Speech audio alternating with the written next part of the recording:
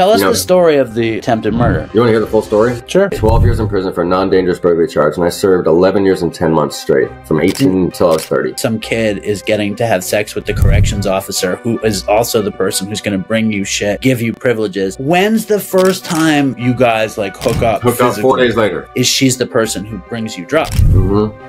What were the drugs you were getting when you're just running the yard versus after you pull her? What is it to be in a room for 11 months kicking dope, gaining, you know, all this weight? What are you doing with the time? It's so much time alone. I heard about you from the Hell Has an Exit podcast. Teddy Tarantino. Yeah, Teddy Tarantino, a.k.a. Brian Elzate. Yeah. Yes, he goes by both names. He was advertising on Dopey. And at the time, you were the guest. So I was like, and he had just done a reel of you talking shit about Wes Watson. Yeah. Pretty funny. Teddy's an awesome dude. He is a great dude. He's a very sweet. Opposite of Wes Watson. Yo, I meant to tell you, I reached out to Wes Watson. After all this shit happened, I was like, I reached out to you and I was like, okay, that's interesting to have you on the show. And you're like, well, I'm not going to be in New York. And I'm like, I'm not going to be in Phoenix, whatever. Yeah. And I didn't know anything about Wes Watson either. Yeah. So I was like, I'll check out Wes Watson. So I messaged Wes Watson, do you want to come on the show? And he goes, grand. I think he said 10 grand and an airplane. Yeah. He's getting brokered. The truth is coming out. So price will keep going down and down until he disappears. 10 grand, a plane ticket, a hotel room. And I was like, dude, we're just helping addicts, blah, blah, blah. He's like, sorry, bro, blah, blah, blah, kind of thing. Yeah. He don't give a shit about nobody, bro. He's just a straight scamming piece of trash loser, like this scum of the earth. Was there ever any blowback from the Wes Watson thing? Hell no. I was smoked. Like, that dude doesn't want none. Like, he won't say a word to me, bro. Like, he tried to be honest, you know, it's funny how I got in touch with him. You're going to like this story. Because here's the deal.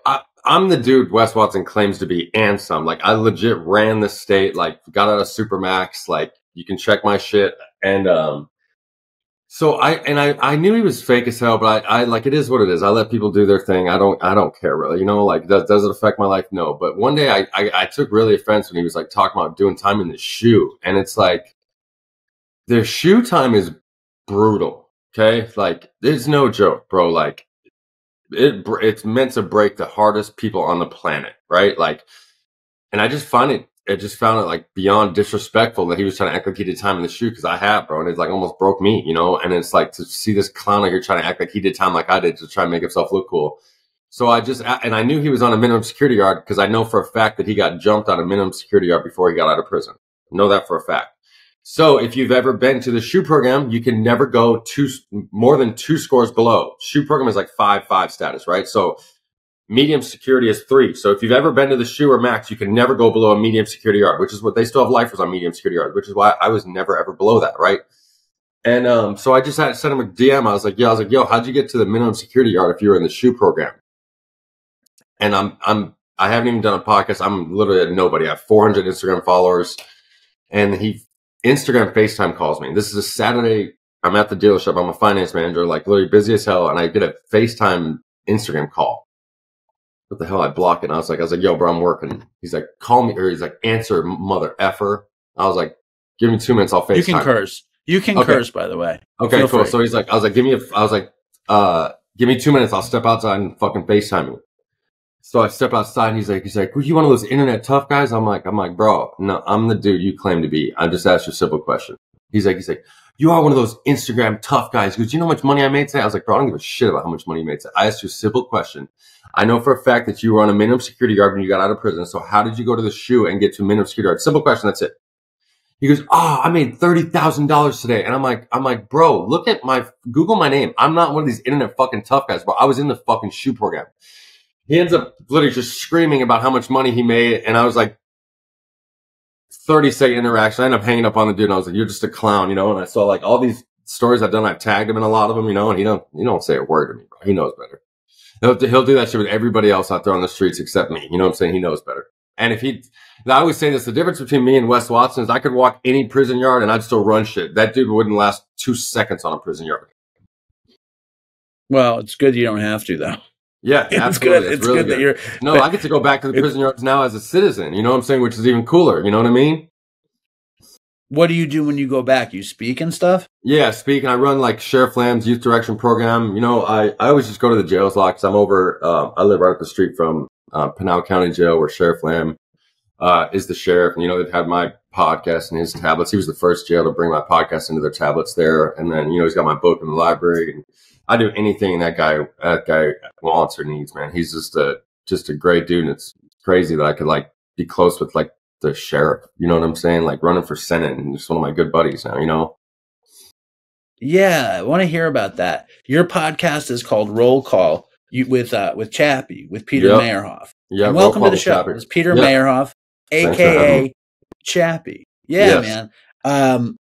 I heard your story on Hell as an Exit, and then I listened to your podcast. I heard you talk to your folks and your brother, and I found your story to be just madness.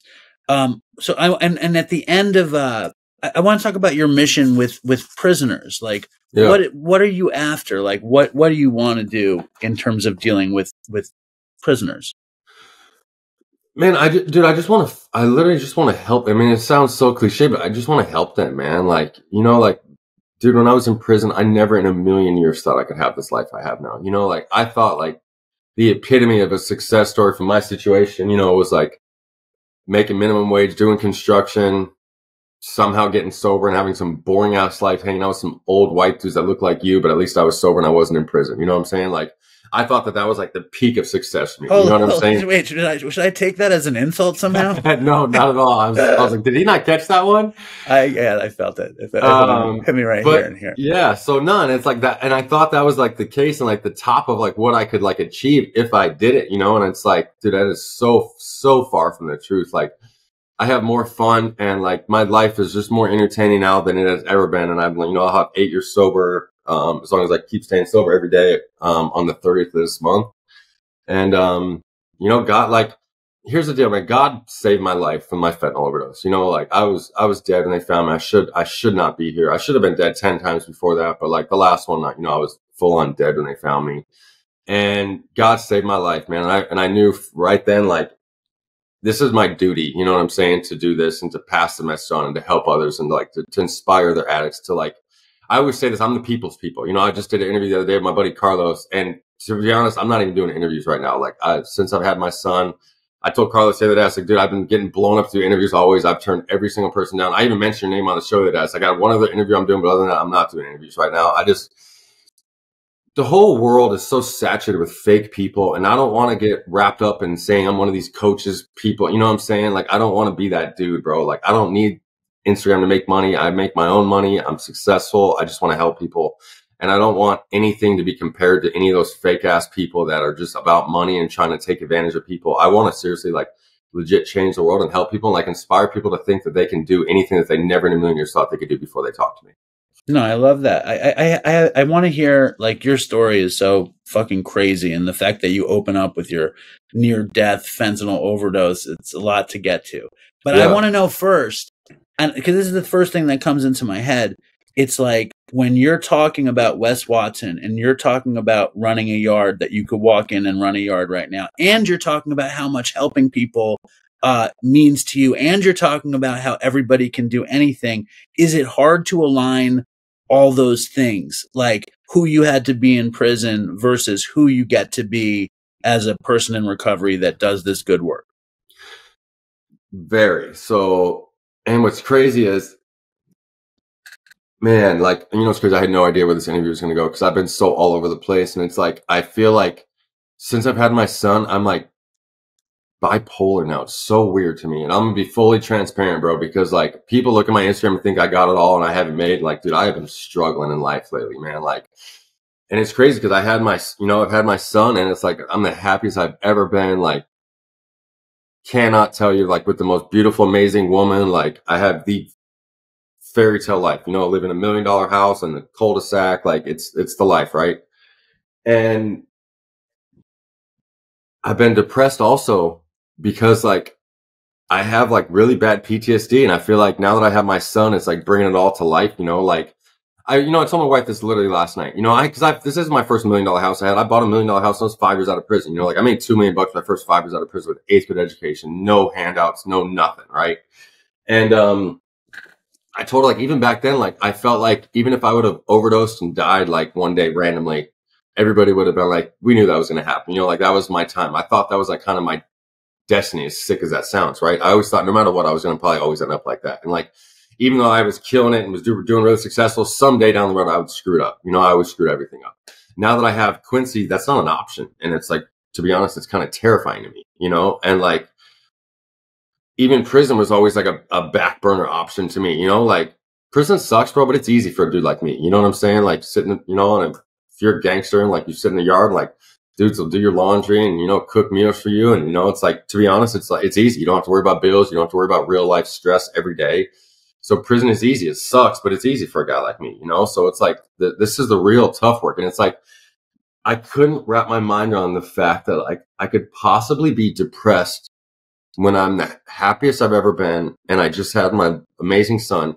And I was never even like depressed or got on depression meds when I was in 12 years in prison. So I can't fathom that. But then like a realization I came to was like, I can't be the person I was in prison out here though. Right. So like, right. Not dealing with my depression in prison helped me. Like, because to be honest, like it made me gangster and like angrier and like, you know, I fit the mold in there. Out here, I can't do that, you know? So like, I've never had to deal with emotions when I was depressed like a normal citizen has to. Now I'm having to do this for the first time in my life. And it's like, it's a lot to me, buddy. And like, it's, you know, I've never done this before and it's like scary as shit to me. And like, part of me still thinks that like, I'm going to fuck this up with my son. And I have like really, really bad imposter syndrome now. Like, I feel like this is, and it's crazy because this isn't the first nice house I bought like this, but like, I still like, I pull up to this house, I'm like, what the fuck, man? This is not me. Like I keep like, bro, I look outside right now. I'm like, how the fuck do I live here? You know, like seriously, like I'm not supposed to be here. You know, like nobody in my family's made it like where I made it, you know? And it's like, but before I had my son, you know, like I never really cared about it that much and gave it too much thought. And I always thought it was going to come to an end one day. Now that it can't, it's, you know, it's kind of scary to me, but like, I'm really doing work. Listen, I get it. And I'm going to hopefully celebrate 9 years this year. In August. I don't think I'm going to I don't think I would have an easy day in prison. And and I don't know. I think for me, it would be terribly scary. And also living in the world can be terribly scary. And I think when you have a new kid and because you have so much ability in so many things, right? You've proven yourself over and over and over again. And showing weakness isn't the thing in a place like prison. And showing weakness isn't a thing in a place like athletics and selling cars. These are not the places that you can afford to be weak. But in recovery, in family, vulnerability is strength. So it's going to be a transformation. Like I have 2 kids. My first kid I had when I was using, and it was a fucking hell to get it back to a place where I wasn't. She's 14 now, but I'm happy you're here, and I'm happy I challenged you to that first thing, because it's like you need to like you could be all those things. You can be like tough guy, and you can be vulnerable, and you're the same person, and you deserve everything you fucking earn because because it's yours. You did it. Yeah. I know you don't need me to tell you this shit. No, for sure. You don't need me to tell you this shit. No, it don't matter though. Here's the deal. People want to get competent in the world. I was just telling the managers at work the other day. You know, it's like, you break these sales staff, you got to bring them, you got to pick them up too. You know, like people, no matter who you are, how confident a dude is, and I'm as confident as it gets, like you want to hear confidence and people still want to hear they did a good job. You know, like, especially for me, like some people might say I'm a little cocky or something like that, but it's like, and I still want to hear it too, because I'm still part of me is used to the screw ups, you know, like I'm used to like not even getting a compliment from my dad for 12 years, you know, instead of getting the exact opposite, you know? So it's like,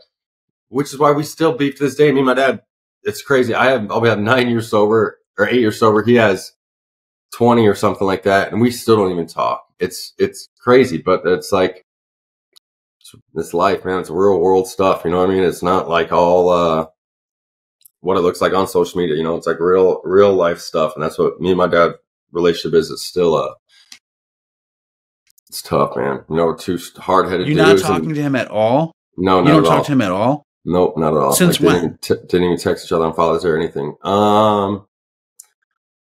Probably a year or two. And before then, it's been kind of just spotty, you know, like here's the deal. And I always say this, I never want to bash my dad, but like, to be honest, I firmly, with all of me, believe that whether he likes it or it's just comfortable for him, but he likes me being the drug addict's son that needs something from him and he can tell what to do. And, you know, and like, I'm not that dude no more and I don't need his shitty advice. And to be honest, I think he's fucking grumpy as shit and I don't want nothing that he has in his life, you know? And seriously, and his like, we'll get an argument like, it's because you didn't work the steps. And I'm like, yeah, Dad, I want to work the steps so I can have a head like you. That's exactly what I want to do. You know what I'm saying? So, cause to me, that's another thing. So I've never worked the steps and like, we'll fight about that. And it's so like, I'll have 5-6 years sober. And like, instead of my dad saying like, even if it was like my 5-year birthday, to give you a perfect example, I'd be expecting like a, you know, congrats text from my pops. It'd be a phone call like, hey, congrats on 5 years, man, but you really got to do those steps. And I'm like, dude, can you say one good thing to me without like saying something bad right afterwards? You know what I'm saying? And it's like, and finally I just had it. I told him you know, like I was just like, you know what, Dad, I think I'm just totally good on this relationship. And you know, when I knew I was kind of done, and I'm not saying this way forever, but like, you know, we get in these blow up arguments, you know, like screaming at each other and stuff. And this last time I was just like in the middle of the phone call and I was like, you know what, Dad, I'm just done with this relationship, you know? And he's like, is that what you want? And I was like, yeah, man. I was like, I'm done with this. We don't get along. All we do is fight. Like, I can't do anything right. We don't see eye to eye on anything. Like, I'm absolutely good on this relationship. Like, I don't have the mental capacity to do this shit anymore. I'm going to fucking end up snapping, you know? So like, I'm just good. Like, you do your thing. I don't want to have no relationship with you whatsoever at all. And, hung up the phone and don't follow each other on social media. I haven't talked to him in probably almost 2 years now. What about the baby? I let him see Quincy. Yeah, so no, I mean, it hasn't been 2 years. It's been about a year because he saw him like right when he was born. And that's another thing, dude. He comes to town, and my brother's by far the favorite. Just to throw that out there, like my brother lives in my dad's house, pays like chump change for rent with what it should be. Like my dad won't lift a finger to help me out to do anything. I had to buy my own house, like everything, right? And he can just do whatever the hell he wants, and I was the opposite, and it's been that way since I was a kid, and I just finally, like, you know, put an end to it. I'm done with that shit, and it is what it is. But yeah, I don't want him. Do you think you guys are alike? Very like, too similar to like have a relationship, if that makes sense.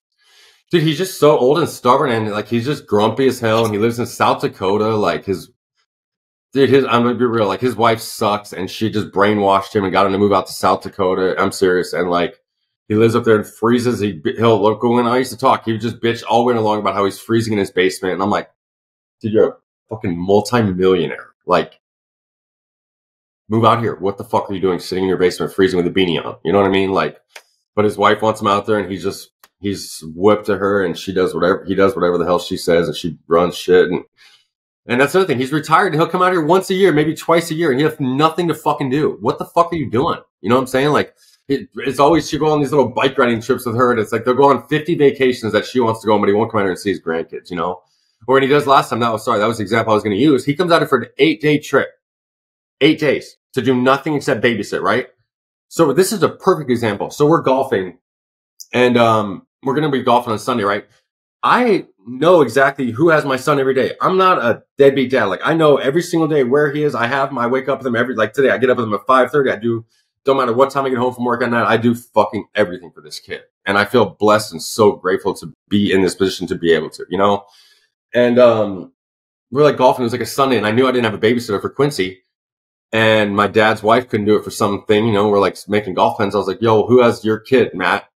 Because I knew Zoe was going to have a babysitter. And my mom always watched me. He's like, I don't fucking know. I'm like, how do you not know who has control of your kid, you know? And then comes to find out, my dad's wife is going to watch his kid, but wouldn't babysit my kid. So we were going to go golfing, and I was stuck without a babysitter. And that was like kind of straw that broke the camel's back with me. You know, and I was just like, dude, I'm done with this. I'm unfair treatment. And it's like, and I don't know what it is, because from when we were a kid, you know, I had to wake up and do chores early in the morning. My brother could sleep in. Like, now I'm like thinking back to everything. I'm like, what the fuck was so different, you know? But like, we were just totally different. And you know what's crazy? Like I was like really like not psychotically mad at him, but like I was just completely done with him forever. Like a year ago, I would have said I'd never want to speak to my dad for the rest of my life.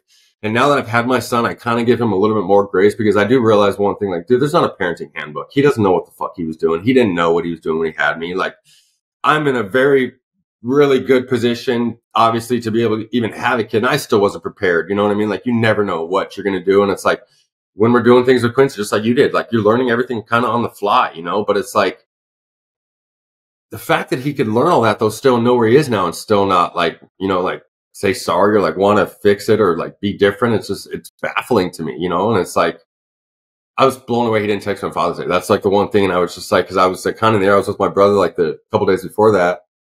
And I was like thinking, you know, it's like, to be honest, I had it like kind of in my head. I was like, you know what, my dad's probably gonna text me on Father's Day and I'll just say happy Father's Day to him and I'll like make it good. I kind of want to like, we'll make this right as long as he reaches out to me.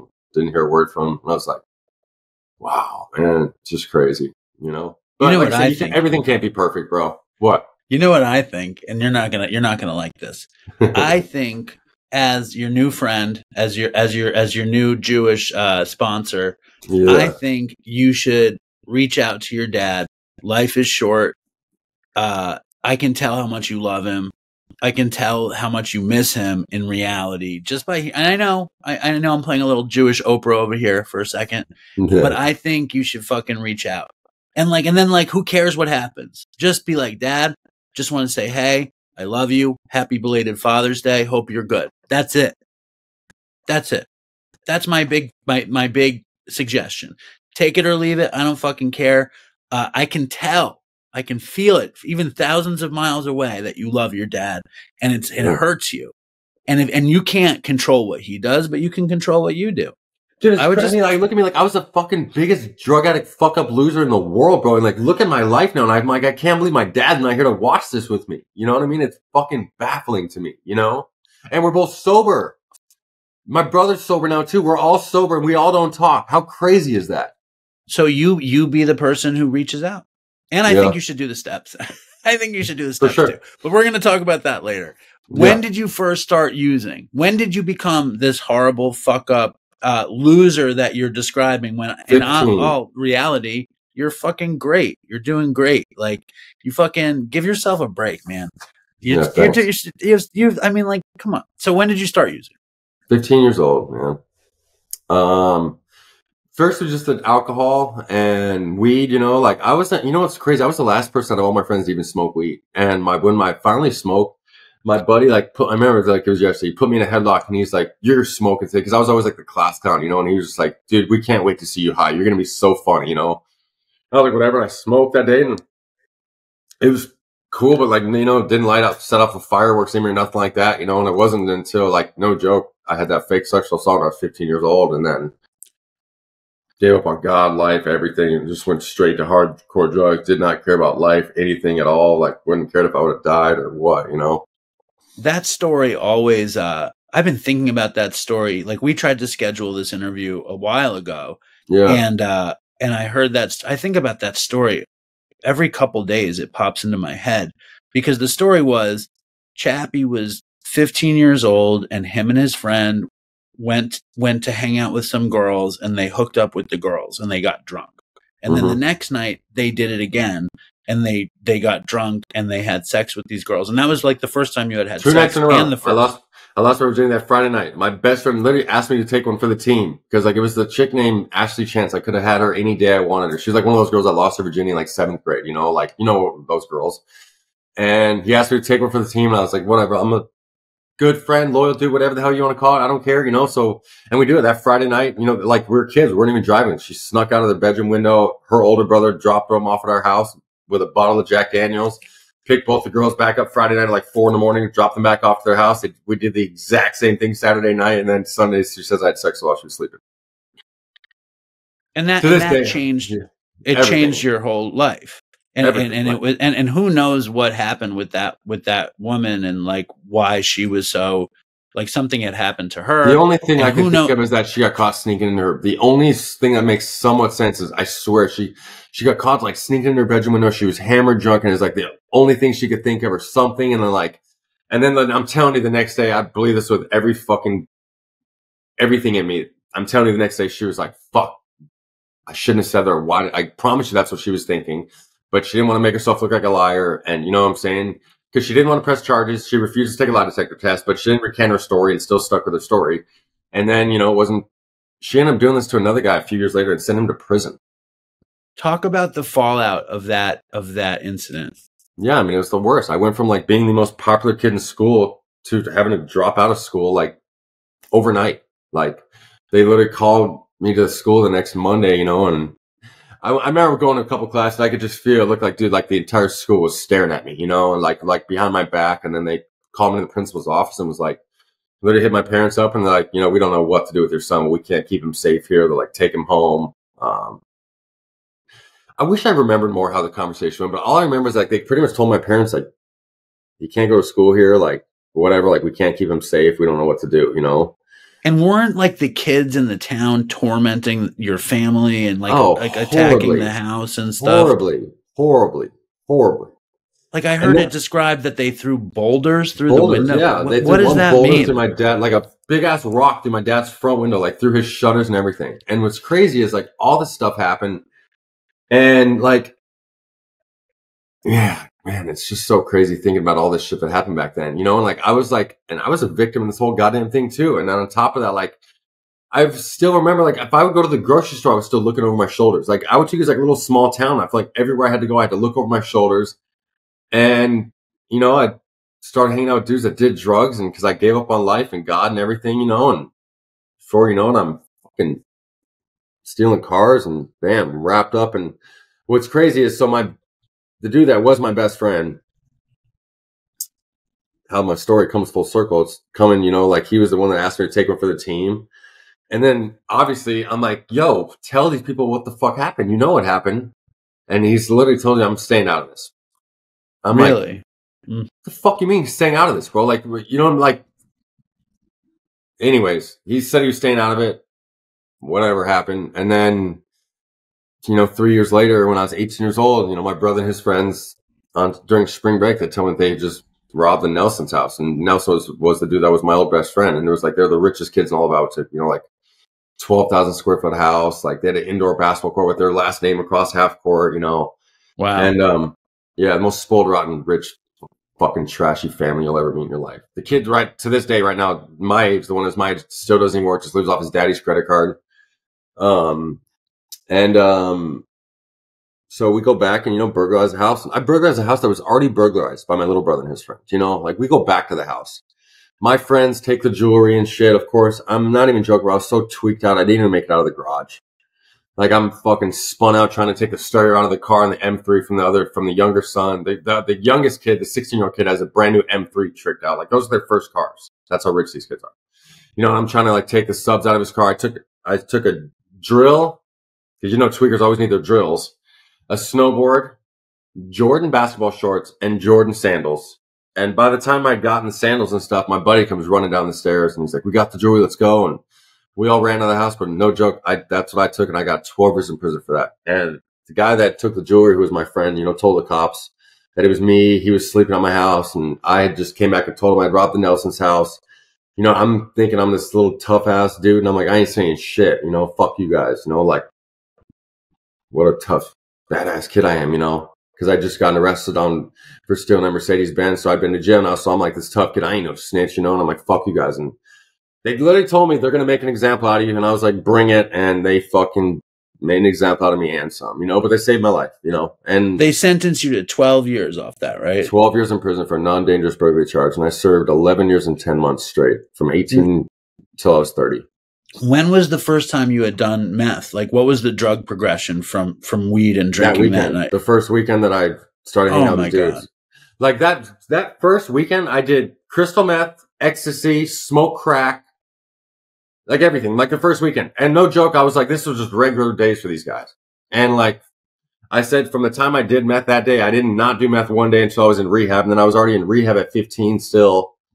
Of course, got my parents to check me out early before the 28 days was up, you know, because I was a changed man and I cried enough to my parents, you know, and get out of there and do cocaine that night. I get out of treatment, and I didn't, you know, to be honest, I had no idea how bad a drug addiction problem was. You know, I was just clueless, and I was just a young, dumbass kid, and without a care in the world. And to be honest, like the more I think about my childhood, it's such a miracle that I'm alive today, you know? And that's why, like I said, I keep trying to pass the message along and help people, you know, because like, I just always got to remember, you know, like I shouldn't be here. And like, it's a blessing that, you know, God saved my life so many different times, you know, and like, not only that, but like put me in a position that I'm in today to like help people. Sure. Not to be an actual role model, you know, like to be actually someone that people like look up to and like want to strive to be to, like, it's a miracle, you know, it's insane.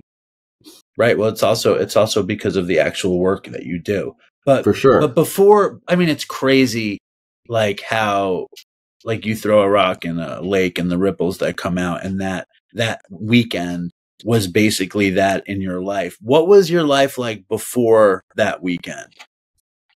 Dude, I had it all, man. The most popular kid in school. Like I was in a movie as a kid. I had a modeling agent. I was a top athlete. Like I was a freshman that fucking hung out with every single senior and junior in the school. Like I was the dude, man.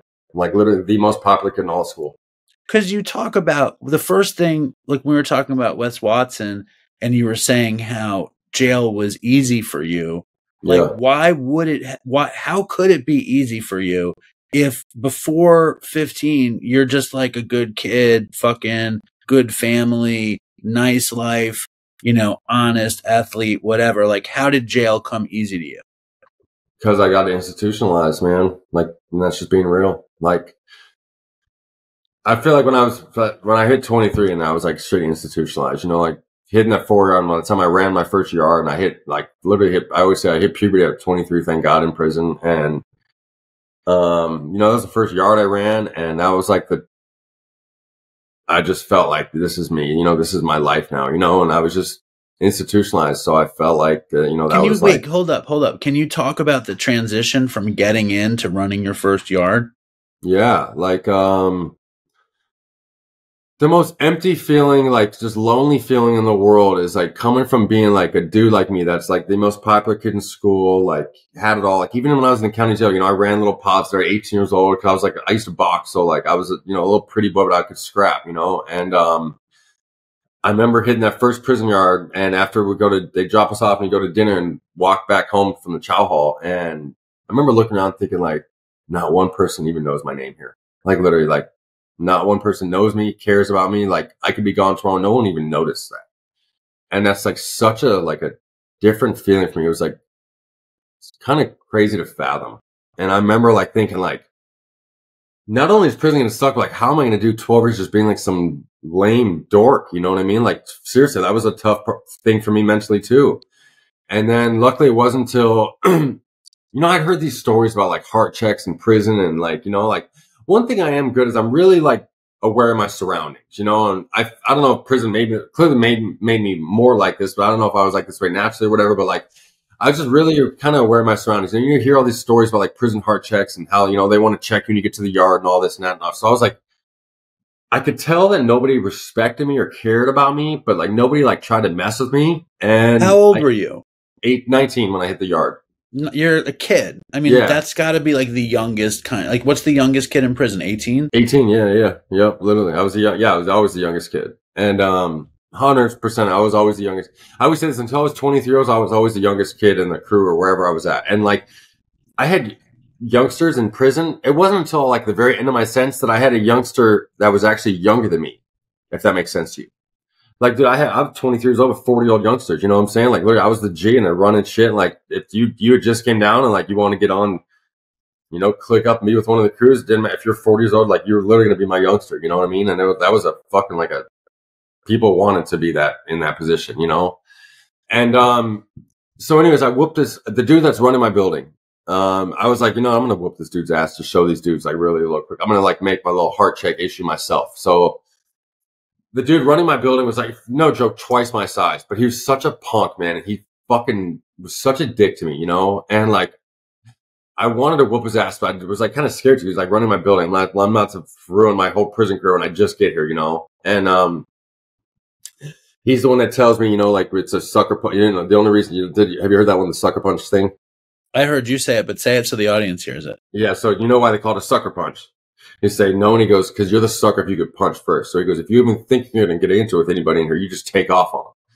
And I remember telling him, I was like, it's like that. We can do that. He goes, this is prison, bro. There ain't no fair fights in prison. I was like, shit, that's way better for me. So the day I ended up whooping his ass, and we were playing cards in his little cubicle, and he tries to say something about us not playing in his cubicle. And like, there's nowhere else to play it. You know, like it is what it is. You play in somebody's cubicle. And I said some smart ass to him, and he literally goes to take his chew out of his mouth. He turns his back to me and goes, I'll fucking teach you, little young punk, how to respect your elders. And he turns around to take the chew out of his mouth, and I'm like, what the I'm just on him, like just crack his ass, and like I'm on top of him and whoop his ass in like 35 seconds, you know. They ended up pulling me off him, and we get locked down that day. And I remember like it was like a light switch went off. So walking in the Chappy room, nobody even knows me. Then literally that very next morning, I'm going to breakfast, and the OGs are literally outside, waiting outside my house to shake my hand now. And I'm 19 years old, you know. And like, hey, youngster, we heard what you did, blah, blah. My name's so-and-so. My name's so-and-so. And I'm like, oh, now these motherfuckers want to meet me. Then I go to rec that day, and it's like, yo, the dude running the yard, RJ. Yo, RJ wants to talk to you. And I'm like, oh, shit, here we go. You know, so I go over to the dude running the yard. And I don't even know. Seriously, to be honest, I don't know if I'm in trouble. I don't know what the hell the deal is. You know what I mean? All I know is I stood up for myself, and dude was trying to punk me, and I'm going to stand up for myself, you know? And I'll go over there and talk to RJ, and he's like, what do you want to do with yourself in here? And I was like, I have no idea what you're talking about. And he's like, what do you want to do? And I was like, I don't know. All I know is I have 12 years to do. And I was like, I'm not no fucking lame. I don't want to be a lame. That's it. And I said, I'm not down to do no kamikaze shit. But he's like, do you want to put work in? I didn't know what that meant. I was like, what do you mean put in work? He's like, smash people, like, you know, doing all that stuff. I was like, yes, absolutely. I would love to, especially snitches. You know, I mean, because all my friends snitched on me. And, you know, I started whooping some dudes, and I realized like that's a one way to like really earn respect, like really quick in there, you know, is to be a little badass dude. And then like literally the next yard, I didn't run that yard, but I like ran my little buildings in Padre. I was like 20, 21 years old. And then I hit the 4 at the next one. And that's when I pulled a property officer. So like I pulled a cop, and I was in a relationship with a corrections officer. And that's when I was running the yard. It was like a light switch went off. Like I went from like being that to like, I was like the dude overnight. It was I mean, I don't mean to interrupt you, but I'm too interested. I've heard you talk in the past about prison politics. And like, this is the crash course in prison politics. You learn all prison politics really comes down to is, are you willing to do something? Are you capable of doing it? And did you have success with your fucking attempt? And you fucking achieved your goal right away. Dude is out. Other dude is like, you're the guy. And you're like, finally, I'm getting some respect in this place. And I'm sure like it's a crazy double-edged sword to get that respect. And it's an addictive feeling, just like drugs are. You know what I'm saying? And then more importantly, though, when you talk about pulling a corrections officer, who is the woman? How does the romance, is there romance? How does it start? Like this, I'm very interested in this story. People love this story. And and you know, that's why like my name went just crazy after this happened. Like seriously, like nobody does this, because not only like if people like cops get pulled all the time, not all the time, but they do, but it's like, even when you pull a cop, you don't have the access like I had. Like there could not have possibly been a better job to pull a cop from, if that makes sense. Like she's the property officer, so she's in charge of all of our property, your personal property. So like I was ordering Jordans in from the streets. I had Air Max sandals, you know, like I was ordering, like I could order anything I wanted from the streets and get it in here, and I would just put fake medical waivers in my property file. So I had stuff in prison that, dude, people had never even seen before. And it was all because I was in a relationship with the property officer.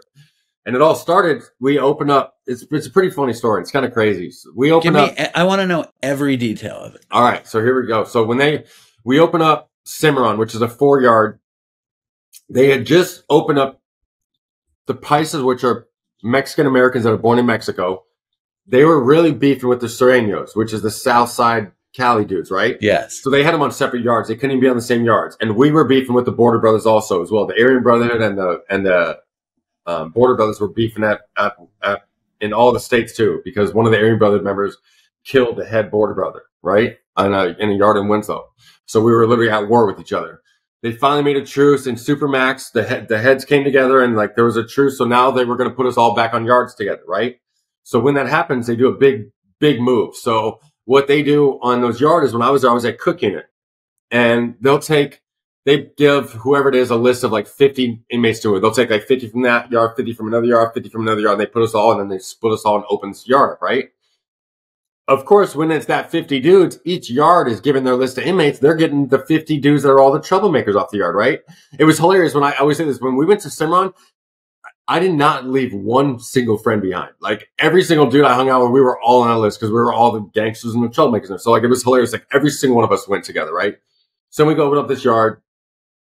And then right as you get there, you go to the property building. It's like we're all lined outside this building, and then they're going to come dress you up. So they give you like 3 orange t-shirts, 3 orange pants, 3 white boxers, and 3 socks, right? And it's all in a line, and it's all old, used, shitty stuff. But you go through this whole line, and we go through, and I walk in when it's my turn. I see the officer look up. Her name is, first name is Monica and whatever. I'm not going to call her last name. And I see her look up and bug-eyed, bro. Like she looks up and she was like this. And she goes to put these pants up to my waist. And I literally grabbed her hands, which is so illegal. You know, I grabbed her hands. I was like, damn, you have some soft ass hands. And she's like, what size pants are you? And I was like, let me go get a job with you. And she's like, put in an application. And I'm like, you don't even know my name. And she's like, what's your name? I'm like, Meyerhoff. She goes, all right, put in an application. I was like, you going to hire me if I put in an application? She goes, absolutely. I said, all right, bet. And then I go back to my housing unit, and I swear, like, I go tell my buddies that are on the rec fence, they're waiting to come get dressed out next. And I tell them all like this. I was like, verbatim, 2 weeks, I'm pulling a property cop. No doubt about it. And they're like, yeah, right, youngster, you tripping. I was like, I'll mark my word, in 2 weeks, I'll have this property cop pulled. Literally the next day, 5:00 a.m., my door pops. And we're in cells now. My door pops, bam, it's the property officer.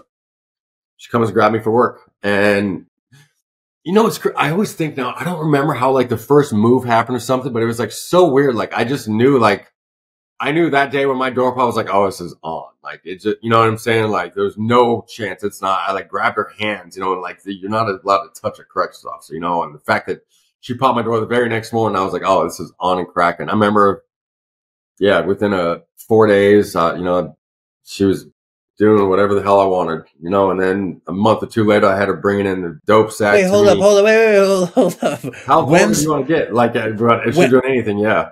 When's the first time you guys like hook up? Hooked up 4 days later. 4 days later. Where? In the property office. See, my only like closed doors, everything is behind doors. So like she had keys to rooms that nobody has keys to, which is why I said it couldn't have been more perfect. You know what I'm saying? Like, right. The property officer has keys that like sergeants don't even have keys to. Now, I'm going to ask a lot of stupid questions, so forgive me. First of all, the only experience I have around prison is like 2 nights in the New York City tombs. Yeah. You know what I mean? Yeah. Total central booking, whatever. Good for you. Keep it that way. And a couple of days, a couple of evenings in Illinois jail and in Ithaca jail. Yeah. But that's it. And then besides that, I watched Oz like 5 times. So that's all. And I've seen, you know, Shawshank Redemption. And a couple. I was about to say Shawshank Redemption, yeah. Okay. So like, I guess first thing before we get to the romance, Aryan Brotherhood sounds kind of terrifying to me. How is that? As you know, again, your Jewish sponsor in New York, how is Aryan Brotherhood? Is it terrifying? Is it like, you're like, fuck it, this is what I'm doing now? You know what's crazy? It's like, no, like I look at the Aryan Brotherhood in there, like almost like you look at like Michael Jordan out here or something. It's crazy. Like they were like, and it's not like, that's how people get so misconstrued. It's like the Aryan Brothers, like they're not like a racist ass group. Like if you like click up with them, like doesn't mean I'm racist or nothing either. You know, like I know what's crazy is like I got a lot of respect back then because I wasn't one of the fake dudes. You know, like I listened to rap and watch BET, and I had to fight for that. Like you're not allowed to do that on those high security yards. Seriously, like no joke, you're not allowed to watch BET. And I had to fight and do that shit for it, you know? But like, I got a lot of respect because I was always like, I was like a real gangster, bro. Like I did not fake that shit. Like I would smoke weed with black dudes if I wanted in their cells. Like I didn't give a shit, you know? And, it's not like it's not like a big racist group. Here's the most racist thing that they believe. And this is absolutely racist, of course, but like their biggest thing with the thing is that they just don't believe in mixing children like I did, you know, like their 14 words is we must secure the existence for our white race and our future children. Do you know that? No, I didn't know that. So yeah, if you ever see 1488 places or people from Tattoo that have that, it's like 1488. It's the 14 words, which is what I just said to you. And then 88 is HH, which is Hail Hitler. So like, and those are the dudes that I was like surrounded with. You know, it's like about 14, 8 of them. It's like, think about that. We must secure the existence of our white race and future for our white children. Right. Which means they just don't believe in doing what I did. Having a baby with a black woman. You know what I mean? Wow. So you were Aryan Brotherhood and you're married to a black woman and have, you know, a biracial son. Absolutely. Yeah. Covered up my prison. I used to say white pride right here. Nothing anymore. I got it burned off when I got out of prison. Wow. Yeah. Wow. So that's really interesting to me. Now let's get back to we'll get back to that, but let's get back to the romance. Do you catch, I mean, like, I'm a fucking softie. Do you catch feelings? No, not at all. Not at all. No. Does she? She's obsessed with me. Yeah, absolutely in love with me. Absolutely in love with me. And so she even said, and she knew I was in love with her. It was so crazy. Like, she's like, it was so crazy how I felt bad. You know, it's crazy. I reached out to her when I got out and like kind of made peace, made an amends to her, you know, like, that's what I've half-assed done the steps. You know, I've done a lot of the shit that do that. I made a lot of amends with people, you know. I'm sorry, what was your question? I just get so scattered when we talk about this. No, I think the question was about the nature of your relationship with this woman. Did I catch feelings? Yeah, no, I didn't catch feelings at all. And she even said all she wanted from me is one day when I got out of prison. That's it. She's like, if I just get one day with you out on the streets, I'm happy. And I know we're not going to be together or anything. But I still had, even back then, 8 years of prison left. You know, it was the beginning of my prison sentence.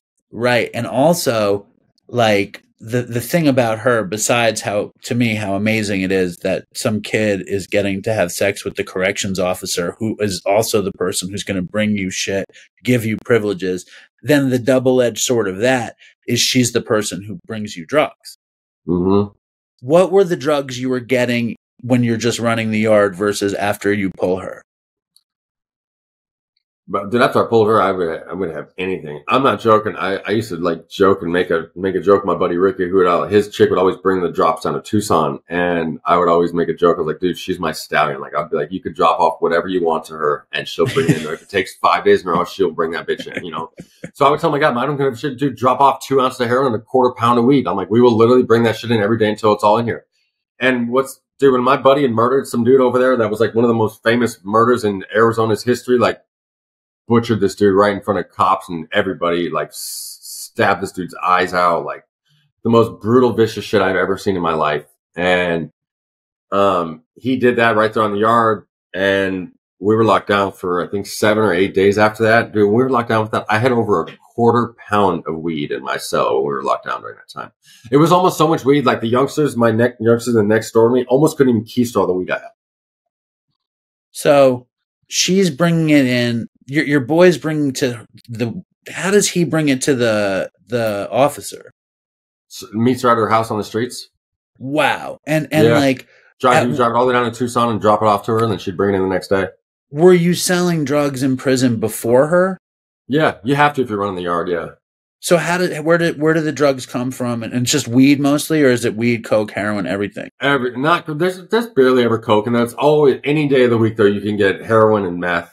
Usually always weed, but literally heroin and meth all the time. And no, you know what? Actually, to be honest, before that, I didn't even mess with drugs at all. Like I didn't like heroin, you know, and I'd always heard, I don't know if you'd heard the story too before, but like before I'd ever messed with needles, you know, I'd snort it and the taste was horrible and I didn't like it and it just got me sick. It'd make me throw up. So like, and I'd always heard the stories too. It's like, I heard a lot of dudes, they said they hated heroin and then just one day they just started loving it, you know? And I remember telling my prison pops, who was like, we were cellies at this time now. I'm with the corrections officer. Like I got the whole yard on lock, you know, and it's like, and he gets high every day and I don't even get high. And he's like getting high off my supply for free every day. But like, I don't give a shit. I have unlimited amounts of drugs and money in here and I'm running shit, you know?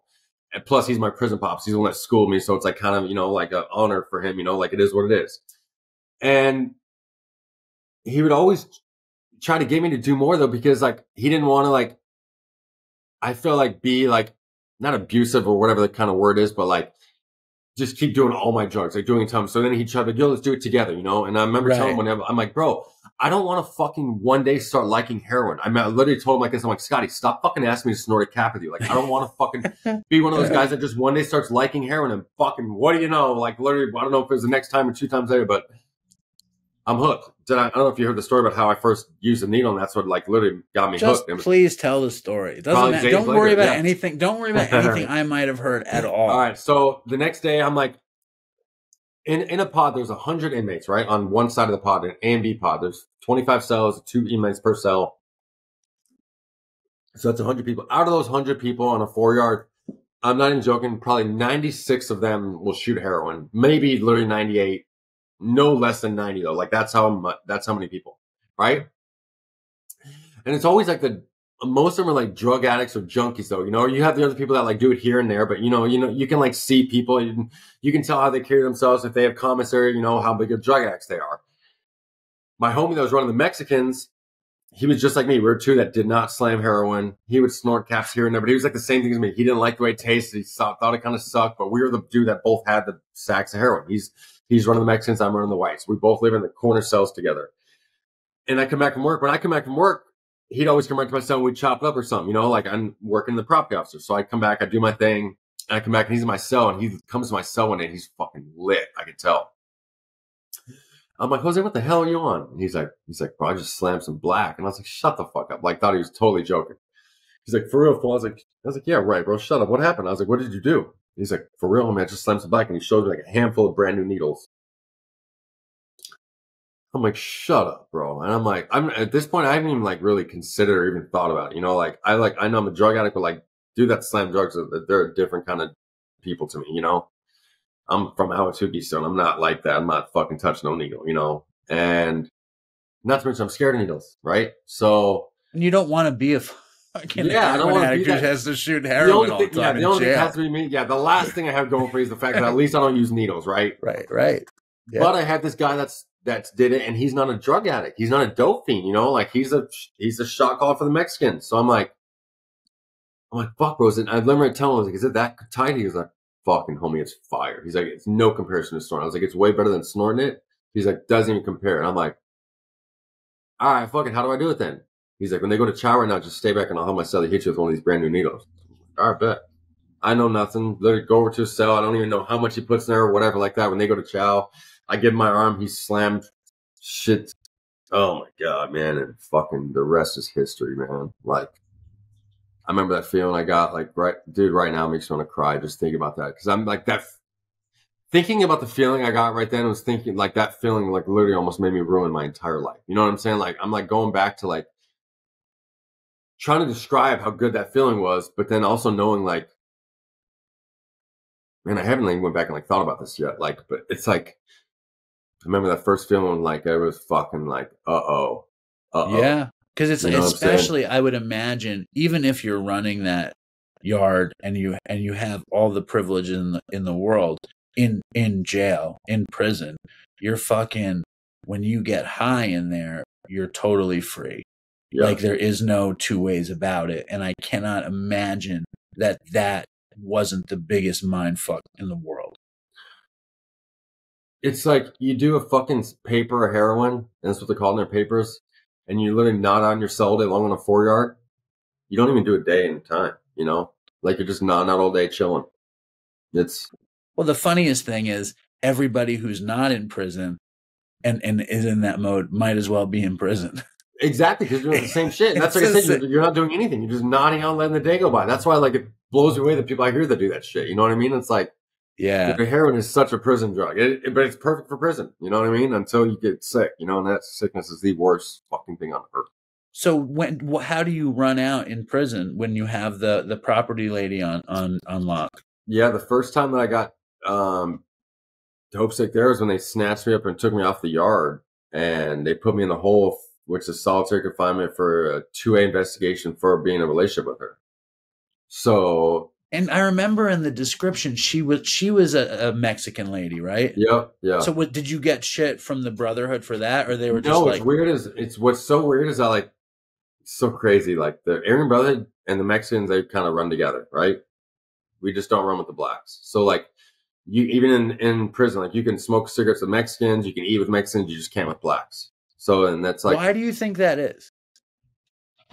To be honest, because a lot of black people in there are just shittier and dirtier, and they don't like listen. Like they're like, a prime example is like they'll have a sex offender like or a snitch be like straight there, but he's from so-and-so's gang, so they're not going to do anything with him because he's his homie from his hood and he's his childhood homie. But it's like, but dude's a sex offender. No, that's what I'm like, dude, you're getting rid of him or we're getting rid of him for you. Like, you got 24 hours to make your mind up. But like, but it's just like anything in the world. There's shitty people in every race. You know what I'm saying? Like, definitely. Dude, but like, it's just an interesting alliance, and it's an interesting prejudice. It's interesting. I'll be honest. Like, so think about it. Like the dude, I would say that the examples like this. The dudes in prison are a lot of the dudes that you'll see like fucking online on those reels, resisting cops from arrest and like just being jackass like that. Like, imagine how that black dude is in prison. You know what I'm saying? Like, and it's like they're all like, it's hard to describe it. Like, we don't. Yeah, so we run like with the Mexicans, the blacks are just its own separate thing, and I have no words for it. It is what it is. But like, yes. I didn't play with none of that shit. You know what I mean? Which, like I said, that's why they say you're not allowed to listen to rap music. You can't have rap tapes, rap CD, no watch a BBC. Oh no, the question was though, how did the Aryans deal with you hooking up with the Mexican? Oh, because the Mexican, the Paisas and the Sureños and the Norreños. Yeah, Mexicans didn't care. They didn't care about it. It's more about the black thing. That's why I said it's so funny now that I literally have a black baby and now it's cool going. Listen, and now I go back to prison telling them it's the coolest shit ever. Yeah, and I'm like, all your beliefs out there is fake as shit anyways, you know. And it's like, I had skinheads in there trying to bump my rap tapes on the download, but they wouldn't listen. But they would act like they didn't listen to rap music themselves. It's just like the internet, like all these fake ass coaches. It's just like the same in there in prison, you know. Like, people are fake racist in there because they think it's cool to act racist. You know what I'm saying? It's a bunch of fucking jokes in there, bro. You know what I mean? Listen, I think the fact that you wound up marrying a black woman and having a biracial kid is like, it's pretty like it's the perfect ending to my story. It's the perfect ending to my story. But and it's all about love. It's not about like doing like checking a box. It's about fucking love. But so what? The first time you get sick in prison is what? Go to the hole from that time, and I'm like, I have no clue what is going on with my body. Like, I had heard stories, but like until you experience it, you have no clue whatsoever. And yeah, I'm just doing it in solitary confinement too, and no shower, no nothing, just sweating through your shit, and then you can't even shower, you can't leave your cell, you're not thinking 24 hours a day, and you sleep in those same sweaty ass sheets that next day to get your next 40 minutes of sleep that night, and just kicking. And I mean, imagine withdrawing in a concrete box with a map. I can't. It's so fucking horrible. And you'd bring in ounces of heroin. Yeah, fucking ounces. Sure, what does an ounce of tar even look like? How do they bring it in? Like it'll look like a freaking like a tube like this, bro, and it's about that big, like just a little bit bigger than a quarter roll, like a cylinder of tar. Yeah, like a quarter roll. You know, a thing of quarters. Sure. It's a little bit bigger than that, and it's just wrapped up just like that, and that's exactly the same thing you keister. Do they stamp it? Where does it come from? It comes from Mexico?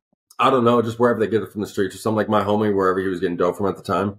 The other thing I remember you saying is that you never even paid for it. Yeah, that the lady paid for it. Is that true? You know, yeah, I never paid $1 for that stuff. And what's crazy is I'd always told her I was going to send her money, but I never even sent her money. I sent her like a couple $100 one time, and that was it. And I was so bad with that chick. That's why I told her I had a big amends to make her when I got out, you know, because she had kids and everything. I felt horrible after, like, once like reality set in, I was like, God, what a fucking scumbag I was, you know.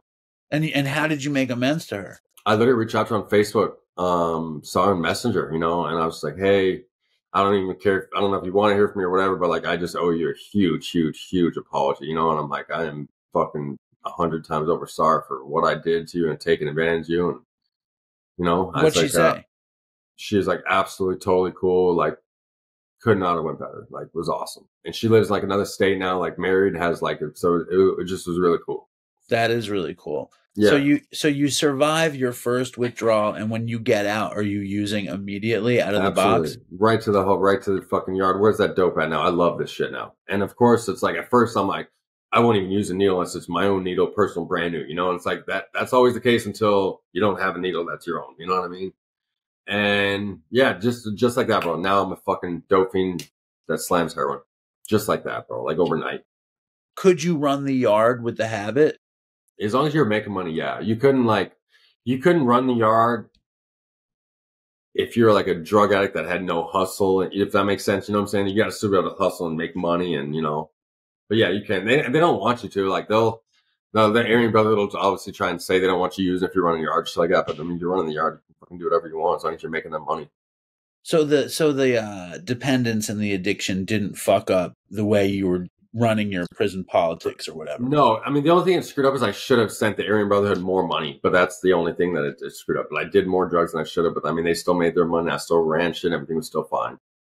And you're in jail for 12 years. How far in are you at that point when you're 23? So 4 years in, not 5 years in, and then you have another 7 years to go. Now I'm not even. Oh yeah, whenever I could. Yeah, I'm not even halfway there. Now I have like a 10 times bigger drug problem.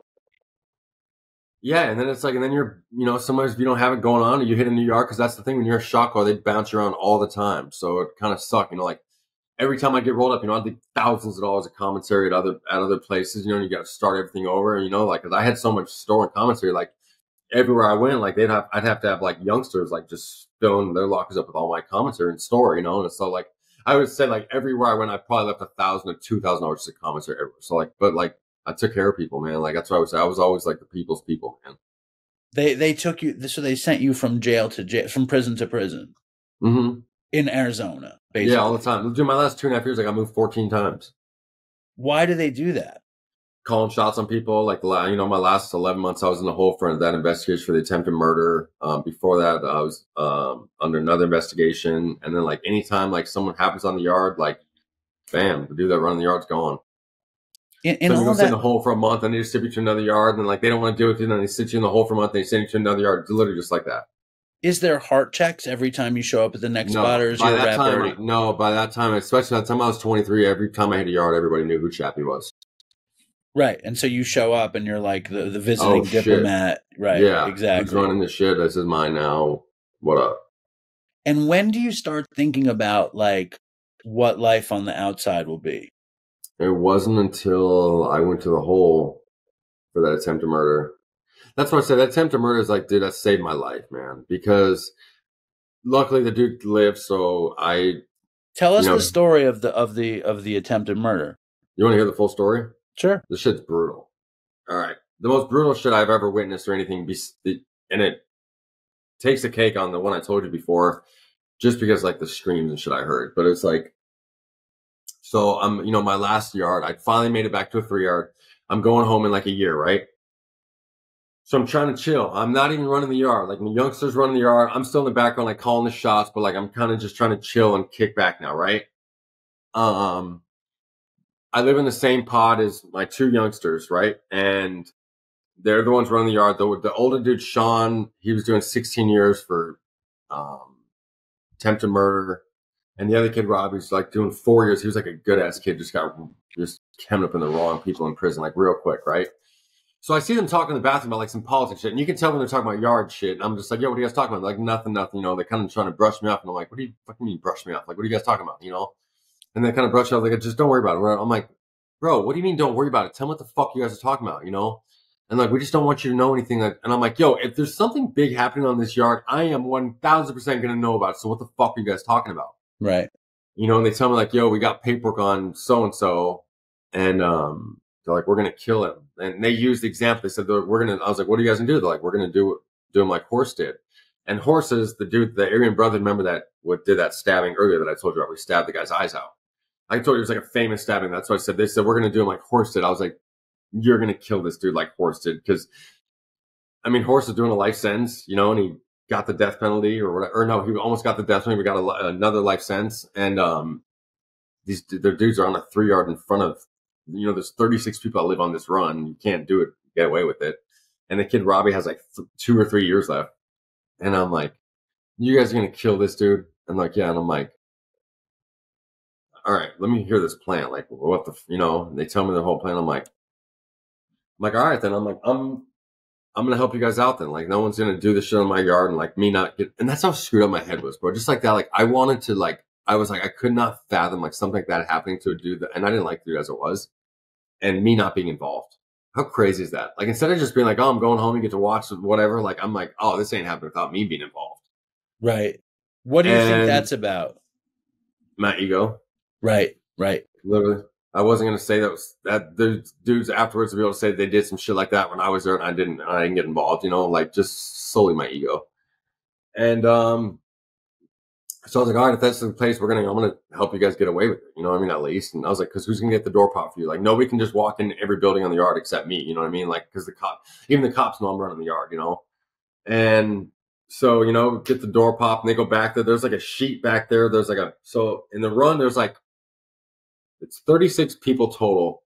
So I think it's like 10 bunks on each side. And then the last 3 are double bunks, right?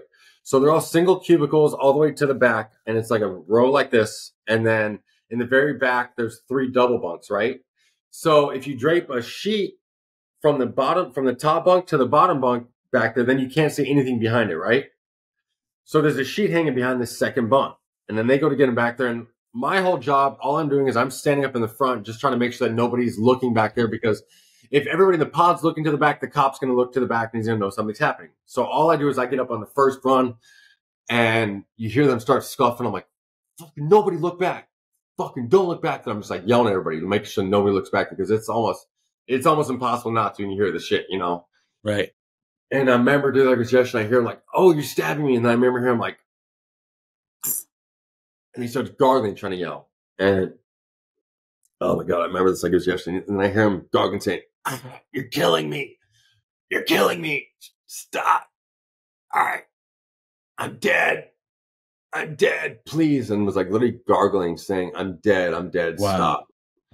And I'm like there trying to keep it straight. It's almost like reality sits around. I'm like, what the fuck is going on back there? But I can't even look back myself. I'm like this. I'm like, holy fuck, what the fuck is going on? You know, like the reality is different. The reality is different like, than what the plan. What the fuck is going on, man? Right. Like, I did not hear this dude's screams in my head, you know? And I was like, oh my God. So anyways, they come run out. We get out of there. And I'm like, looking, I'm like, what the fuck happened back there? And like, at this point, I'm full on terrified. Like reality just set in. I'm like, what did I just do? Oh my God. Like we got away with it here, but I'm like thinking these guys are going to be like scared and terrified. And like, what happened? And their first words to me is, we fucking killed that fool. And I'm like, oh my God, I'm never going home. Right. And, cause you're in it. God, I mean, it's fucking accessory to commit murder, you know, like I didn't even think about it. I was so wrapped up on drugs, you know, and I was just like, it's another thing God saved my life for. You know, this dude survives. They slit his throat, literally ear to ear, stabbed his eyes out. Like, there was no fucking way this dude should have survived, you know? And, like, it was so bad at the end. Like, he said after he stabbed him in the face, and he never even stabbed him one time below the neck. Like, think about that. And the other dude, Robbie, has him wrapped up like this. So his arms are wrapping on his head and his legs are like this. And all he's doing is going like this. And dude's just stabbing his face in his neck. Oh my God. He said at the end it was so bad, after he'd stab him in the face, he'd have to bend the piece back on the cement because he was bending the metal piece on his face and he was stabbing him. Oh my God. And this dude survives. And so then the next day, he's and I'm blind? Like, is he blind? He has to be. He 100% has to be. And I'm like, right? I'm like, oh fuck, we're done. I'm done. My life's over. What the fuck am I doing? I'm like, I'm a jackass. I ruined it. Like it is. I'm done. Like, just done. I knew it. And I'm just waiting for them to fucking come snatch me up or something, you know? And nothing happens that night. It was so weird. Like, they just locked the yard up and nothing happened. And the next day they just say, stand by for chow, right? And I'm like, chow? They're going to let us go to the chow hall the day after that happens? No way, right? And I don't still know if this guy's done it. I'm thinking he's for sure dead, right? And when the SSU office, and the SSU are like the detectives in there, right? Like, if you're going to get booked for something in there, it's the SSU cops that book you, right? So the chow hall is right next to the SSU office. As we go to chow, and I'm like, there's no way in hell we're just going to chow. Something's up. You know, they're going to come do whatever. We get right up to the chow hall. Right as we get almost to the chow hall door, the SSU cops come popping out of the door. And they don't even call me Meyerhoff this time. They literally say, Chappy, come here.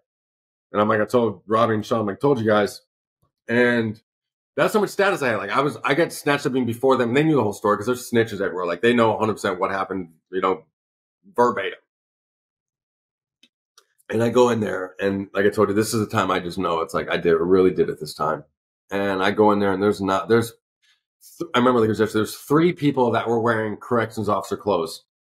Everybody else is wearing like street clothes, like suits and ties. And when that happens, you know you're fucked, you know? Right. or there's regular police officers. That's when it is. Like there's regular police officers. There's like cop cars on the yard because they're investigating the real murder now, you know?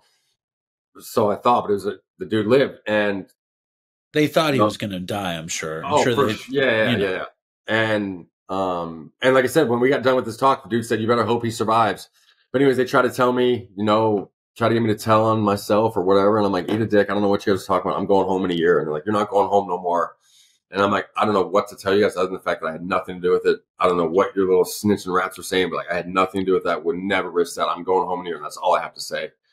And they just said, "You better hope the guy survives." And that day I go back and they put me in the hole, sat in the hole for 11 months straight. I went to the hole weighing like 175 pounds. I did 11 months in the hole that time, and I got out weighing 263. So you kick in the hole. Yeah. Yeah. So look, I got sober. Yeah. When you're in a place like the hole, you're by yourself in a room for 11 months. Do they take you out for like an hour a day? Fuck no. You get an hour 3 times a week, and it's not even an hour. Like I never even took my hour because all you do is they take you out of your little concrete cell into a bigger concrete cell, and it's filthy in there, and there's nothing in there. So I never even took that shit. I wouldn't even take my shower, because after you take a shower, they just leave you in the shower for an hour, and you're sweating by the time you get out of your shower. So like, I did that 11 months without leaving that cell.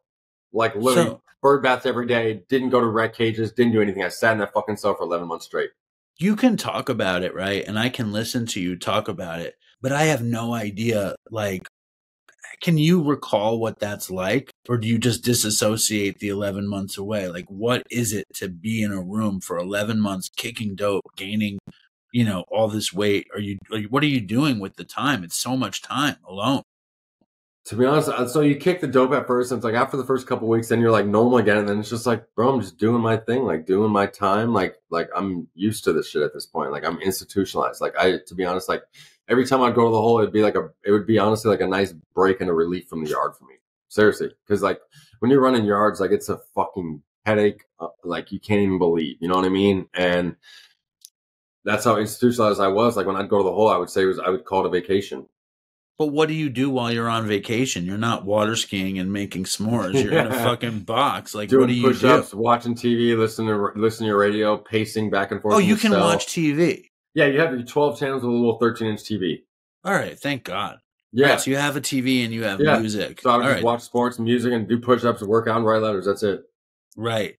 And then luckily I'm like, but then I had that 11 months to like get off the yard politics and drugs and like actually think I'm like, oh fuck, I'm going home now. All right, I got to figure out what the hell I'm going to do on the streets. Before, I never even thought of what I was going to do when I got out. Like, I was just like, yeah, right. I'm going to go home one day. Yeah, right. It's my whole life. My whole sentence felt like a life sentence, if that makes sense. Like, I never, ever in a million years would have thought I was actually going to make it out of prison. Well, I think it does make a lot of sense. I think I was on heroin for 12 years, right? Maybe 12 or 13 years. So when I hear your story, and I don't put myself in your shoes, but when I think about the years that I was on heroin, it feels like a lifetime, you know, and that's not like running a fucking yard in prison, living a totally different reality and being on heroin.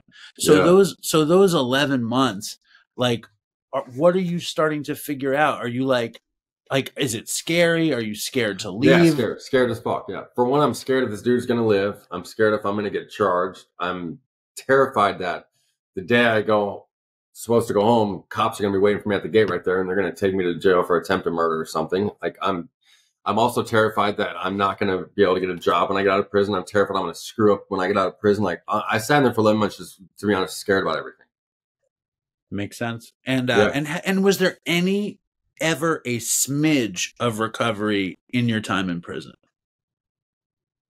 A little bit. Like I tried to do like I would do like AA meetings, and they'd have them just to get out of your cell, though, rather than they'd have it. Like I'm there, but there's no fucking recovery. Well, they don't give a shit about you, especially the high yards. When you're on the high yards, there's nothing for you. But I mean, when you go to the meeting, is it planting a seed in your head? Like obviously you're not using, but like I knew when I got out, I had to. That was the hard thing with me was I couldn't identify as an alcoholic. I knew I was, right? I knew I would be one day, if that makes sense. You know what I'm saying? Yeah, but you got to know, like, I was a kid when I went to prison. So, like, I had never drank in bars. I had never done that part of life. Like, so I'm like, how the fact that I could get out of prison at 30 years old and just say, I'm an alcoholic and not drink and party. I've never done that in my life. There's no way in hell I'm doing that. You know what I'm saying? Like, I'm entitled to go out and drink and party, right? I just served 12 years in prison. I never, ever got to do that. Like, all my 20s were gone. Like, I deserved to be able to go to the bar and drink and party and pull women. And that's what I thought that, like, life was about. And that was, like, my biggest concern when I got out of prison. How crazy is that? And you get out of prison and you get to live that life a little bit. Yeah. Yep. So what's it like to be released and to be unleashed on the regular Phoenix world? Being released was awesome. It's kind of like I kind of felt like stuff was like just finally going to go my way when I got out. You know, like I always say, like, I was like the king of bad luck. Like, no matter what, I had the worst luck. I was never going to catch a break on shit, you know, like, and I remember going home from prison and, you know, I always want to listen to that song by Tom Petty, Free Fallin', when I got out of prison. Like, for some reason, that just song just made me like feel free and like alive. And like, it would get me emotional anytime I'd come on the radio, not if I was in prison. And so that was like, people knew, like, when I got home, I just wanted to blast Free Fallin' with the music blasting and the windows down. And we go to leave prison and we go to the gas station and get our little shit. I get to spend $37 just on energy drinks and gum and candy and stuff. And then we get in the car and I shit you not, man. We go to turn on the freeway and I go to like tell my dad to turn on the radio. Turns on the radio. What song do you think's playing on the radio? That's Free awesome. Falling by Tom Petty. And I'm like, God, it makes me emotional just remembering that time. But I remember thinking right then, I was like, holy shit, like, maybe this is God's sign to show me, like, I'm going to start catching some breaks now or something, you know? And I feel like it was the first break I'd ever caught in my life, even just hearing that song. And I was like thinking, man, how unbelievable this feeling is. And I can't believe, like, I could have felt so shitty the day before. And like, I felt like I was on top of the world. Like, I was worried. I was really, really angry getting out of prison, you know? And it just all went away overnight. I just felt like the luckiest dude on earth to survive what I survived, to be here, you know, like. And you were with your dad when Free Fallin' came on? Yeah. My dad, my mom, my little brother, you know, it's like a whole family. What a moment. Oh my God. And I think you being emotional is incredibly appropriate. It's like, you have a little kid now. You've been through fucking hell. This is why you have to text your dad, by the way. You know what I'm saying? But so you get out and you don't get sober though. No, I'm drinking and partying every day, you know, and pulling chicks every day. That's all I was doing. It was like fucking just what a waste, you know. And I remember. Well, how many chicks were there in prison besides correction lady?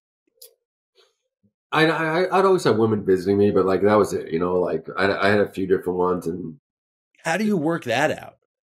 So a couple of them that I knew before I went to prison. And then one was my youngster's cousin, you know, like she was visiting her cousin, and I was in the same visitation room with my brother and them, and she looked at me and was like, holy shit, who's your, you know, and so we started talking that way, and then she visited me for a few years. So I'd always had, you know, some kind of women contact or something like that, but that was it, you know. And like when you get emotional, like you just got emotional, like what does it make you feel like? Like what's happening? Like, what do you think? Like, obviously, like there's this loss of like control, right? So, and you're in total pure emotion about what happened. Yeah. Interesting. Man, I don't know, but like, I shared on that reel yesterday, you know, like the biggest disservice we can do is like forget where we came from. And it's like, you know, dude, sometimes it's still hard for me to fathom like where I came from, you know, like, so like sometimes I'll still, if I tell my story and a part of my story, like right now, and I'm like, fuck, like I forget myself, you know what I mean? Like seriously, like here, I'm like, Jesus Christ, you know, like just right then I was just, to be honest, I was just thinking fucking sorry me. Like how the fuck did I have such a shitty life before? You know, like I was just feeling sorry for myself when I got emotional. That's like all I was thinking. It's amazing to me though, like, because like that was a moment of total freedom. You know what I mean? And now you have the privilege of telling this story about a different version of you.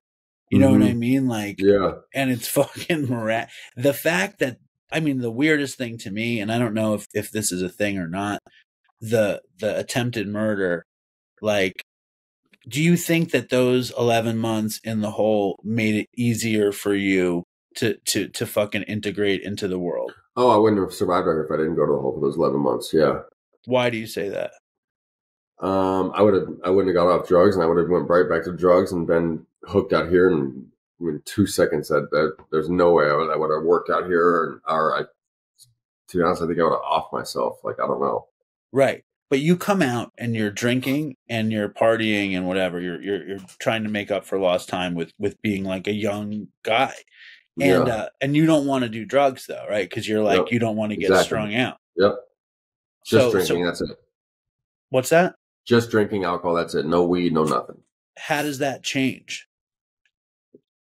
After my fentanyl overdose. But like how did you wind up on drugs if you had made this decision not to be on drugs? It's a stupid question. But no, it's not. No, blacked out. So that's what I'd always say. Like, I had never done, like, I wasn't even a coke, but I did coke a few times. I was blacked out drunk. Like, I didn't even remember doing it. I was like, what the? And like the next day I remember, like, what the fuck? I did coke last night, like, and that was a problem with me. That's why I said, like, I said I wasn't like an alcoholic. Like, I didn't drink every day. I didn't drink by myself or anything. But like, when I drink like an alcoholic. And if I'm blacked out and there's drugs in front of me, I'm going to say yes to drugs. So the day that I relapsed and overdosed, I was blacked out drunk at a buddy's birthday party at the bar in the afternoon. And I didn't know this till I had to go back to my phone to find out what even fucking happened. But one of my prison dudes that was actually my cellie, Facebook messaged me. And I drove my truck absolutely blacked out. Never drove drunk one time in my life.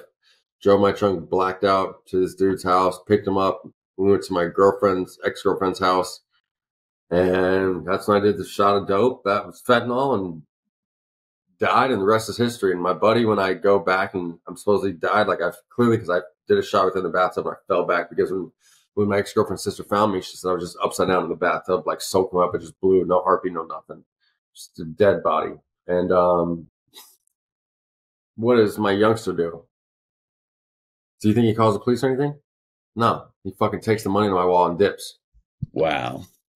My ex-girlfriend's sister was the one that found me, and this is like how I kind of knew, like, God saved my life. Like, she found me, but I didn't find this out until afterwards, but she went home to go tanning after work that day. She said she pulled her car into the parking lot, parked her car. She said she got out of her car and walked all the way up to the tanning salon door. She said she put her hand on the door and something told her to go home. So she said she takes her hand off the door, and instead of going into the tanning salon door, she gets right back in her car and drives home. She's the one that finds me.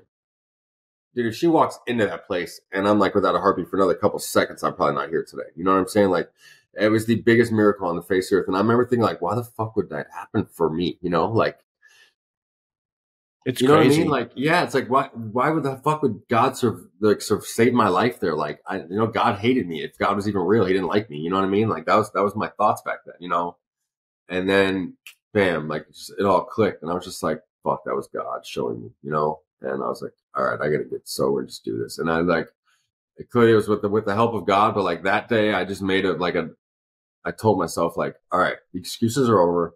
It's fucking do or die. Like, you know what I'm saying? Like, no joke. Like, fucking the fun is fucking over. Like, you had your little fucking fun party. And I told myself this little talk in my head, because I used to give myself little talks in prison all the time to get through shit, And I would like, you fucking had your little fun drinking out here, and now it's time to man the fuck up and be a grown ass man and try and figure this shit out, And I was just like, all right. So I was like, gonna go out to my dad and like do a little boot camp. Like, I told my dad, I want to come out there and stay with you for like a week or two, like go to some meetings, just fucking try and get sober and like figure this shit out. And I went out to my dad. And I'll send you the video after this. You'll die when you see this video. I ended up being out there with like 60 days sober or something. And then I'm going back and I'm going to come try and sell cars. Like, my dad had bought me 5 outfits from Kohl's, like buy one, get one 50% off. Like, right. No joke. And I was going to pay him back when I got my first paycheck. And, from that day to my next 5 years, the most important thing is that I stayed sober and helped other people, but I made $2 million and I had no clue what I was even going to do for like anything before I started selling cars. No clue about anything with life whatsoever. But I'm like the proof, like that's what I always talk about too. Like money does not make you happy. It makes you happy at first. Like that's it. But like once you have all the cool things and shit, like it does nothing for you, bro. It like, can make you feel high. It can make you feel like, but like I said, but that wears off, you know. And then like once you're not buying shit and you have everything, I was like, what do you do with it? Money doesn't make you happy, you know. Like I had this argument with my mom the other day because I was like, you know, depressed and going through this shit. And mom was like, you're making more money than you've ever made in your life. I'm like, literally told her verbatim, money doesn't make you fucking happy, mom. And I am the exact proof of that. You know what I'm saying? Like it helps you buy things and it makes it cool during that time. And I tell you what, money makes it easier to help people. And you have to have money to help people, but like money will 100% not make anybody happy. Let me ask a weird question. Like you talk about that getting revived, right? And that moment that she almost went and got tanned, and then for some reason she was compelled to go home, and that's when you were like, "This is God." Like, was there God anywhere in your mind, like in the time in prison? Like, was that a thing that was on your mind, like a higher power, anything? I prayed every night in prison, and I thought that there was no joke, like a 1% chance that God was real, but I still prayed every night. And my mindset was, I don't think he's real, but even if he is, just in case, I need all the help I can get during this 12 years. So I'm going to pray every night, right? So what would you pray? What would you say? I would just do like the Our Father, the Serenity Prayer, and that's it, you know, and just say, God, please help me. That's it. And then, I'm sorry, I'm just drew a blank on what no, we were talking about, like, because you said that God, that was a moment that I'm sorry. Realized then I quit, the day I quit believing in God, though, was the day that I was in maximum security when my cousin Sally got, you know, murdered, whatever you want to call it, ran over by a drunk driver. And I found out watching the news, and I couldn't even make a phone call to my family or anything, because in maximum security, you get 1 10-minute phone call a week. So you make your phone call every Sunday. And that was the day I quit believing in God. You know, I watched them stab a rapist up that day, and he walked out of there. And my cousin, who was an angel, just got killed for no reason. And that was the final straw with me and God. I was like, there's no fucking way that God would let that happen if he was real. And after that, then I never prayed a day. And not only did I not pray it, like you couldn't even say the God word to me, like. Even in AA, bro, like, you know how it is. Like, you have to have a higher power. I've told my sponsor, I don't give a fuck what you say. Like, I am my own higher power. And if you want me to, like, try and live and try and figure this out, don't fight me on this thing. You know what I'm saying? Because if you try to push God down my throat or something like that, there's no chance I'm going to figure this out. I'm going to just not listen to a word you say, you know? And that's why it's so cool now, because, like, a lot of people have trouble with God and stuff at first. And that's why I love my story, but in that part of it, because, like, I was so anti-God. Like, there wasn't a dude that was more anti-God than me. And I'm like, once you've kept trucking along and like you get to a point where I am like, dude, there's not a chance you could even say that God wasn't real, you know? And like, it's so cool that I can say that in my story now, like be truthful about it, because like, dude, when you've seen the miracles that happen in my life, like I've seen, it's like, there's no chance you could argue that God isn't real now. And like, it was so opposite years before, you know? Well, yeah. And so you're saying you went to your dad's, how long were you there for? I don't remember. I remember the video that said I had 60 days sober. So I don't remember if to be honest, I don't remember really. You're in the video talking about having 60 days? He filmed me getting my 60-day trip, and I talk. It's at a meeting, actually. I'll show you. That's why I said I'm not supposed to have the clip, but I have it. It's actually crazy. That's awesome. And then from there, you just kept. Because you see, then like I couldn't even talk. I remember like some of the videos, like I was like, I don't even know what to say. I just overdosed, and I just need to get sober, and I don't know. But I was like, I remember the last thing I said is, I don't know somehow, but I'm going to figure this shit out. Thank you for your support.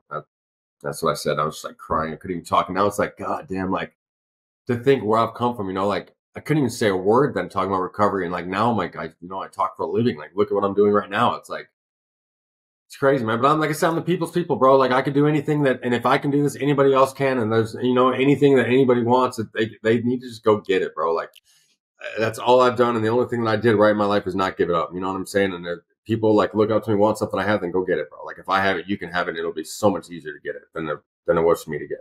I believe it. And I love your story is crazy. There's so many things that stick out to me. One thing just between you and I, like I showed you the video that they made about Dopey and my friend Chris who died. And I would, often I'm a horrible musician, but often I would take out my guitar and we'd do songs. And one of the songs we did was Free Fallin'. And, No way. And Chris would sing it in this broken fucking way. And now he's gone, and I play it for the anniversary of his death. No but it's way. like it's a big dopey thing, Free Falling. Can you send me that? Yeah, but it's not good. It's really fucking bad. But I will send it to you for sure. And you've maintained your sobriety since then. Are you still doing meetings or anything? So like if I'm dealing with like a newcomer or something like that, or like, and I'm trying to just be so good with people. Like if I get a random dude, like the guy I don't even know can DM me on Instagram and ask me for something, like I'll take him to a meeting. Like that's the only time I really go to meetings. You know, if I'm taking a newcomer there. Well, my big suggestions to you is text your dad. You love him. He loves you. Fucking text your dad and go to a fucking meeting. They need you. We need you out there. For sure. And it'll be good for you, and it'll be good for the family. It'll be good for your son. I just said it the other day. I was like, that's probably what I need to is go to a damn meeting. I haven't been to a meeting in a minute, you know? Just go. Go. Yeah. When's your 8 years? July 30th. So you celebrate this month then. Go fucking celebrate. It's a fucking celebrate. Every time you don't go to a meeting, then you go to a meeting after a while, and you're like, what the fuck didn't I go sooner? Like I needed that. You know what I mean? I guarantee you 100% I'm going to be sitting in the meeting. I'm going to hear something like, I'll just roll my eyes to myself. You know what I'm saying? Like, of course I would hear that today, you know? Yeah, man. And then also, it's like you didn't fuck it up. It's one thing to have to go back to a meeting if it's hard to go back if you relapsed, but you're celebrating 8 years. Go show them that it works. Mm-hmm. You know, like, and I really appreciate all the time. And it took us a long time to get here, but worth the wait out. Yeah, man, it was very cool. I think it was very good. Did you have a good time telling your horrible story for Dopey? Absolutely, dude. I love anytime I can help and inspire and to, just tell my story now. I love it, bro. It's and it's also my duty on earth. You know, like good stuff's not gonna happen to me if I don't do this. You know, so I gotta keep passing along, and then God blesses me the next day. Chappy, will you reach out to your dad? To be honest, bro, I think I might actually, and do it. Bro, I'm not joking. Like I'm farther along from you than my sponsor can't even talk about texting my dad. My dad and my sponsor are friends, actually, which is crazy. But I probably will text him today. And I will honestly keep you up to date on that. I'll let you know. Keep me up to date regardless. And you're not necessarily texting him for him. You're texting him for you to be free of this thing. You know what I mean? You're right. Anyway, I really appreciate the time, man. The story is incredible. Thank you, buddy. We'll have to get you on my show when I start recording podcasts again, too. Anything you ever need, hit me up. I'm around. Likewise. All right, man. Thanks, Chap. Thank you. Have a great day. Later. You too.